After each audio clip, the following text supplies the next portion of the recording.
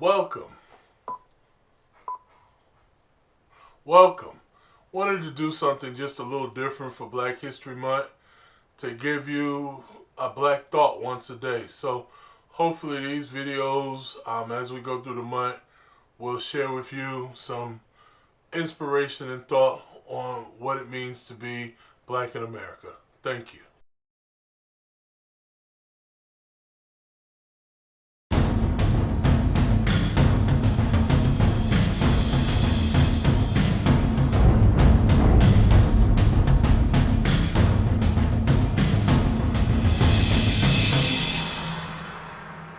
Think of the worst things people can say about your culture, about your race, about your religion, about your people.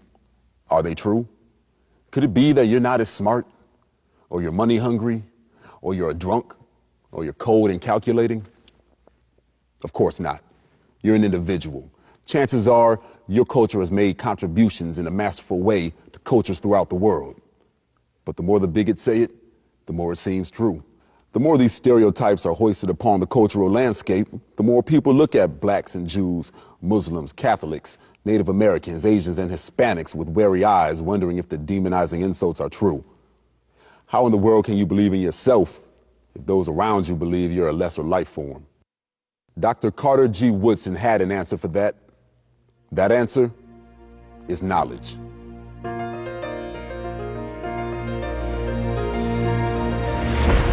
What, you may ask, is so important about studying history? The answer is as simple as it is important. If you knew your culture's history was directly linked to great writers, powerful leaders, successful business people, and pioneers, wouldn't that make you proud? Wouldn't that inspire you to do great things yourself? Those who endeavor to understand their own history are paving a path toward a bright future. Carter G. Woodson, the father of Black history, knew that knowledge of the African American experience would be the last way to destroy the chains of slavery. And so he made it his life's passion. In early 20th century America, it was popularly accepted that blacks in Africa had contributed nothing to world civilization, that slavery actually benefited those Africans who had the good fortune to be caught up in the slave trades. It was damaging African Americans because they too were being exposed to these ideas and accepted them as truth, and it had a damaging effect on their self-esteem and their belief in themselves to be able to go on and educate and contribute to the world. Those kinds of distortions not only permeated the world of white Americans, but sunk deeply into the souls of African Americans. If one was to believe these lies about his own people, then how could he achieve the confidence to break the mold? In 19 books and dozens of published articles, Carter G. Woodson worked to erase that false history and began to help all Americans of all cultures to understand the true history of the African people's experience in America and across the world. When you think of black people as inferior, it would only make sense, this argument that they had done nothing to contribute to the world. So he's going to point out all of those fallacies and really try to give the black community a rallying point around which to push their efforts, that we really needed to do something to make people aware, not just black people, but white people, about all of the contributions that people of African descent, both on the continent of Africa and also in this country, have made. We, the people of African descent, have a greater story than the one told to you by schools designed to train but not educate. We, the people of African descent, have a history older than this republic.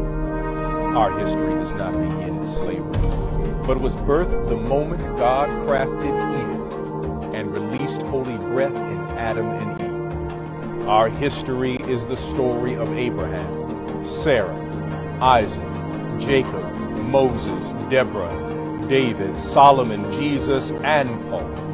Our history spans Kemet, Ethiopia, Egypt, Cush, Carthage, Cyrene, Hippo, and Alexandria. We are the Moors. We are the Persians. We are the Canaanites. We are the Byzantine Empire, the Ghanaians, Mali, and Songhai. We carved the commandments of God from the mountain hid Jesus in Africa, journeyed across Rome to spread the gospel, protected Muhammad's people when they sought refuge in Ethiopia, plotted as maroons in the mountains of Jamaica, created the rhythms in Cuba, composed the sounds of Louisiana, and wrote the poetry and art. We, the people of African descent, are the Jew, the Muslim, and the Christian. We established the Abrahamic faith and dared rewrite the Protestant tradition through William Seymour. We, the people of African descent, came through the Mahfa, and this is our story.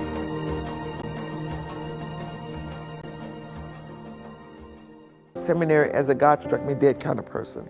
I didn't go jumping up and down thinking, oh, Hercules, Hercules, I'm gonna be a minister. The day that King was assassinated, April 4th, 1968, was the end of my first year at college. The day he was assassinated, I moved from being a Negro to black. I started wearing an afro, dashiki, a black power fist, strap up sandals. It was nation time. And so I was reading all this radical stuff. I was reading all this revolutionary. I was reading everything about, I remember reading Before the Mayflower about Lerone Bennett Jr., and I couldn't believe the gifts and the graces of African people to civilization, and I had never read that before. So I went to seminary knowing, questioning, if Christianity is a slave religion, black people, we gotta give it up. And if it's not a slave religion, we got to know why it's not. And that's why it's so timely right now to have this conversation, because it was James Cone who called almost 200 or more of us into ministry, because it was the first time I read, it's a sin to allow anybody to diminish the imago Dei inside of you. It's a sin to wallow and shuffle. It's a sin to allow any white person diminish the fact that you created an image of God. Because all before that, before Cone wrote Black Theology and Black Power, we were told, take it, wallow, shuffle, turn every cheek. When you die, pie in the sky, and it's sweet by and by, there's gonna be more stars in your crown. You gotta show white people how to be Christian. Don't talk back. You know, not only would it keep you alive physically, but it would be more accolades for you when you die. And Cone just said, that's a lie.